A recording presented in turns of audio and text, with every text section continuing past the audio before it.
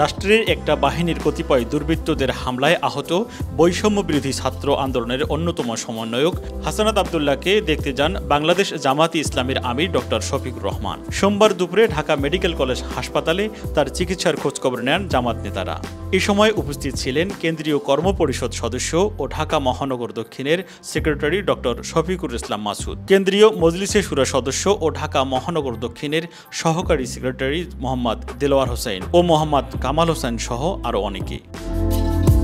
জামায়াত নেতারা হাসানাত আব্দুল্লাহর চিকিৎসার খোঁজখবর নেন এবং সুস্থতার জন্য মহান রব্বুল আলামিনের কাছে দোয়া করেন। এর আগে রোববার রাতে সচিবালয় গেটে আনসার সদস্যদের হামলায় গুরুতর আহত হন হাসানাত আব্দুল্লাহ। পরে তাকে তাৎক্ষণিকভাবে ঢাকা মেডিকেল কলেজ হাসপাতালে ভর্তি করা হয়েছিল। সোমবার বিকেলে ঢাকা মেডিকেল কলেজ হাসপাতালের পরিচালক ব্রিগেডিয়ার জেনারেল মোহাম্মদ আসারুজ্জামান বলেন, গতকাল সচিবালয়ে আনসার সদস্যদের সঙ্গে শিক্ষার্থীদের সংঘর্ষে আহত হাসানাত আব্দুল্লাহর অবস্থার অবনতি হওয়ায় উন্নত চিকিৎসার জন্য সিএমএসে পাঠানো হয়েছে।